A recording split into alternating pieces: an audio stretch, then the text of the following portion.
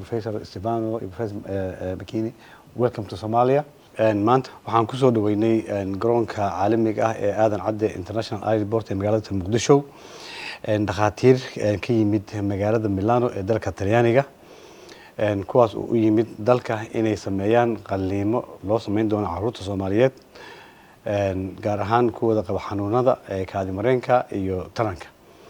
Dhakhaatiirtan qaarkood hore ay u yimideen dalka ayaga oo sameeyay mataqaana baaritaan ku saabsan arrimahaas. Sidoo kale waxaa wafdiga maanta imaaday mataqaana kamid ah laf dhabar u ahayd barnaamijkan walaasheen Adna Macalin Cabdiraxmaan oo degan magaalada Milano oo runtii ah qofkii barnaamijkan ama hawshan soo bilowday asaaskeeda lahayd isku soo dubariday juhdi iyo dadaal badan soo gelisay sida aad la socono hore dalka Talyaaniga waxaan ugu dirnay caruur Soomaaliyeed oo qaba xanuunada wadnaha gaar ahaan iyo kuwa kalaba oo lagu soo qalay lagu soo daweeyay dalka Talyaaniga oo haatan ayaga caafimaad qaba jooga dalka Soomaaliya.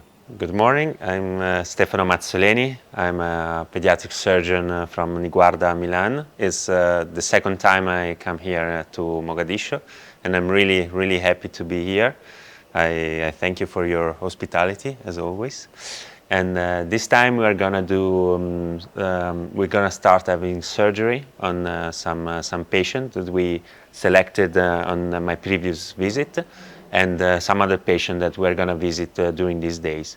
And tomorrow will join us a great pediatric anesthesiologist, Dr. Sergio Cereghini, and all together we'll try to do our best to care for the little children of Mogadishu and Somalia. I'm very happy to be here and to start this cooperation between our countries, and I'm happy to be here and to start this cooperation also with your doctors and to help children here, and we hope in the next few months to operate also children with severe pathologies in Italy. magacaygu waa Dr. Abdullahi Jaamac Habib, waxaan ahay Medical Director of Siman Hospital oo ah meesha qalinku ka dhici doono oo qalinku ka fuli doono.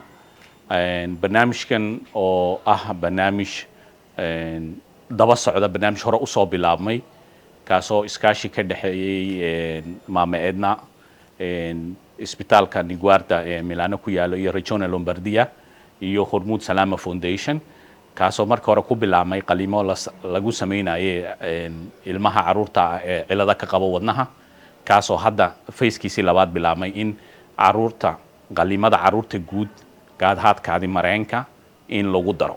dhakhaatiirta oo nooga imaaday dalfog iyo maxay ahayd Edna Macalin oo ayadana aan ugu mahad celinayno ayada oo waqti badan ka soo shaqeynaysay caruurta Soomaaliyeed markasta in la badbaadiyo dhinaca wadnaha maantana ku darsatay maxay ahayd dhinaca kaadi mareenka iyo isbitaalka Siman oo Cabdullaahi uu hogaaminayo iyo Hormuud Foundation oo ayna suurtagal lahaynba hawshaas oo dhan hadaynan ayada garab istaagneen